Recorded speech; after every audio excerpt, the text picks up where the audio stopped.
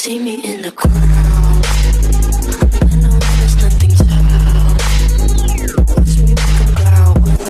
Hey cuties, and welcome back to my channel for another video. So today I'm going to be doing a Halloween makeup look because I have a photo shoot later that's going to involve this look. So I went to the store and literally just picked up from Value Village. This was like $5 for all of this, maybe. Like, it was super cheap. So we're going to see what we can do with this and hopefully teach you guys how to do this look. So yeah.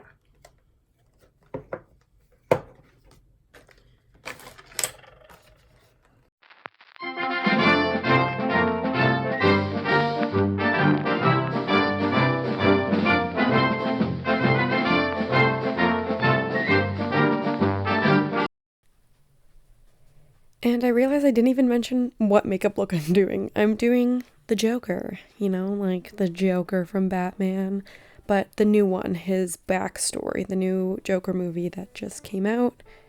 So I'm painting my entire face white, you know, because the Joker's face is white. It just makes sense. So I bought this generic like white face paint from a Halloween store. And I'm using a makeup brush to put it all over my face, but eventually you'll see I get tired of the makeup brush because it's making it come out like a little bit streaky. So I ended up using my fingers because it just helped, you know, the face paint melt into my face a bit better, create a better like lines. So while you're watching me put this white face paint on, I thought I would discuss the movie a bit.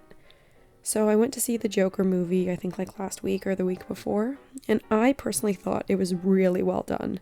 You know, again, it was really hard to watch, and I think it's, you know, it's supposed to make you empathize. That's what backstories are. They're supposed to make you empathize with the villain, which, you know, sucks because you don't want to empathize with the villain, but then you see where, you know, he came from and the tragedy of his life, or the comedy, as he would say. I used to think my life was a tragedy, but now I realize it's a comedy. But I find a lot of people were telling me that they were so uncomfortable watching the movie. And yeah, like I agree, it was uncomfortable to watch. It was definitely hard to watch. But at the same time, I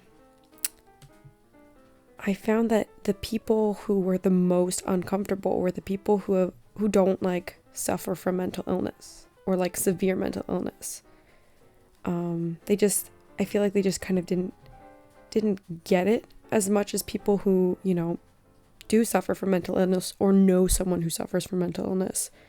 I think that's what I was kind of getting. I know I had a friend tell me, she was like, you know, the movie put me in a really dark place. I didn't like the way it made me feel. And I was like, well, imagine like that's what people with severe mental illness have to feel like every single day, you know? Like, and I think that's what movies are. They're putting you in a place that you're not used to. They're bringing you a perspective that maybe you don't understand. And I definitely don't condone any of the actions. Like, I don't think mental illness should ever be used as an excuse to kill people or do bad things. But like, again, it's a backstory and you see where he's coming from.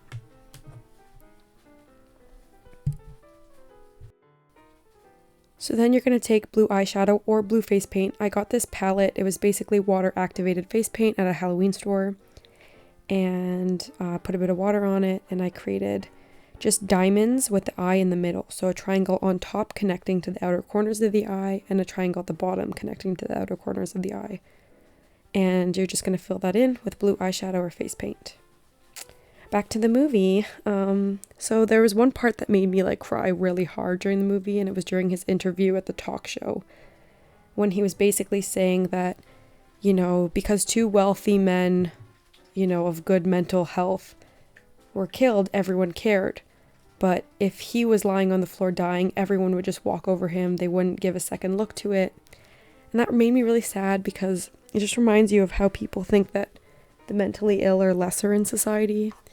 And that they just, you know, put on the back burner and they're not cared about.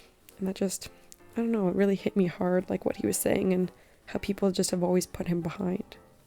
So now we're moving on to the red face paint. I really tried to copy the picture I was looking at a lot. So I made one eyebrow a bit more arched than the other. a straight lined lip, and you're basically going to wing out the lips as you would like winged eyeliner. So you're going to take a 45-degree angle out from the corner of your lips upward and then connect it lower. You're going to go at least like an inch lower than your bottom lip to make that, you know, iconic Joker smile, and just extend it out. You want the lines to be kind of clean for this part because then we're just going to like mess it up after.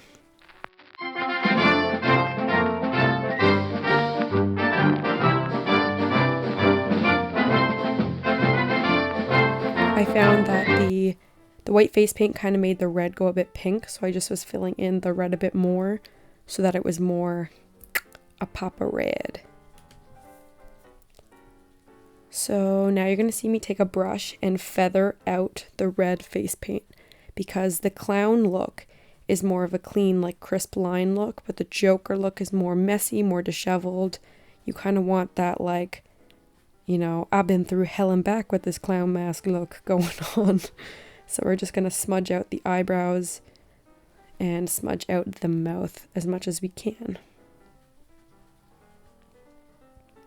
But yeah, overall, I thought the movie was really well done. I think it's going to win a lot of awards.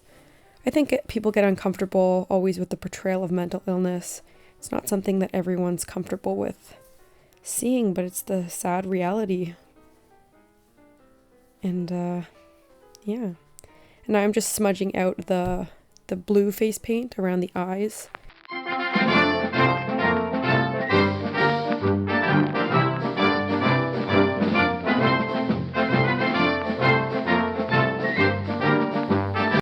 And now I'm taking my Morphe palette and I'm going in with a dark blue color. This is just going to create some shadows around the eyes, make it look a little bit more spooky, a little bit more haunting.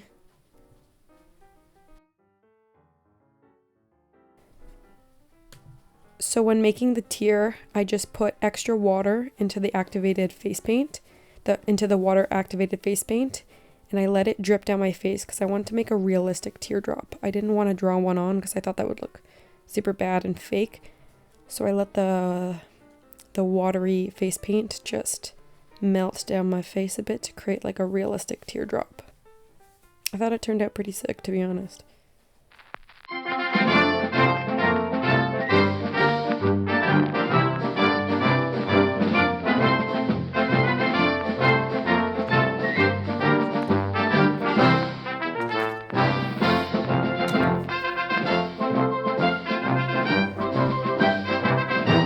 And this is basically the final look.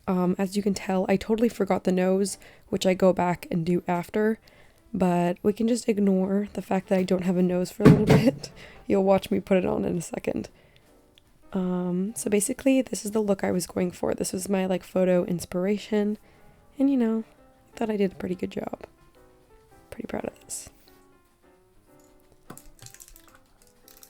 So now I'm going in with my green hairspray that I also bought at this Halloween store.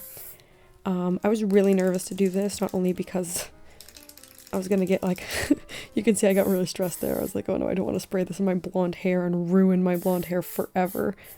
Luckily when I washed it, it came out perfectly and easily. It didn't stain my hair at all.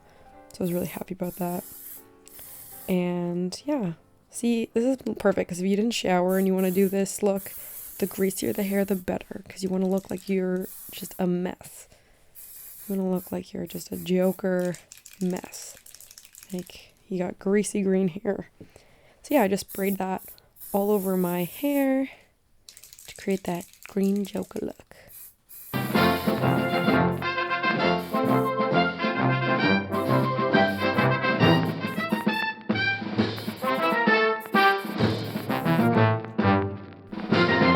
Now you can see me panicking because I forgot my nose.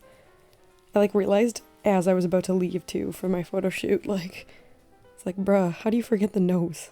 I was literally looking at the photo too, like, how did I forget the nose? So yeah, this is me just fixing up a bit of the makeup look and drawing the nose on my face. This is the final look without the nose, and you'll see in the next one I have the nose.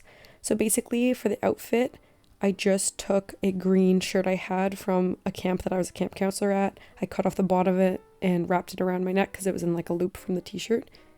To make the green part there, I had a yellow t-shirt, a burgundy jacket, and burgundy jeans. So that jacket isn't actually the jacket that I used in the final look, but if you're looking for a more like edgy, cute look for when you're going as the Joker, you could do something like this, but I'll show you the jacket I actually used in some of the next clips. Just as the Joker, but make it fashion. So there is an up close of the face, without the nose of course, and the green hair. And here is basically the final look. So I had the green hair and my nose and the nice face paint. And that jacket, it's a bit more of like a burnt orange color, but I thought it looked better because it looked more like a suit jacket. And it just like fit the whole look more fit the whole look a bit more just because it was a bit more boxy. And I don't know, I just think everything looked good. So yeah, this is the final look. Hopefully you guys can recreate it for your Halloween looks. I was pretty proud of it. I thought it came out like very well.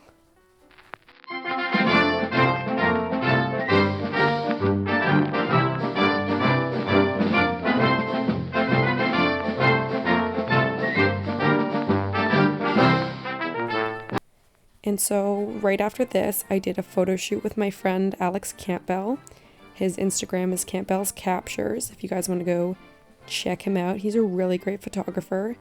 And he took these super awesome Joker photos of me, and I'm totally obsessed with them. So here they are. Take a look. Enjoy. Please remember to like, comment, and subscribe down below because you know I appreciate that shit so much.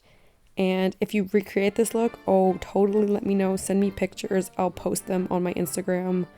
And yeah, don't forget to subscribe. Please subscribe. Do it now. If you love these photos, subscribe to me, please. I love you. Okay. Bye, cuties. Thank you for watching.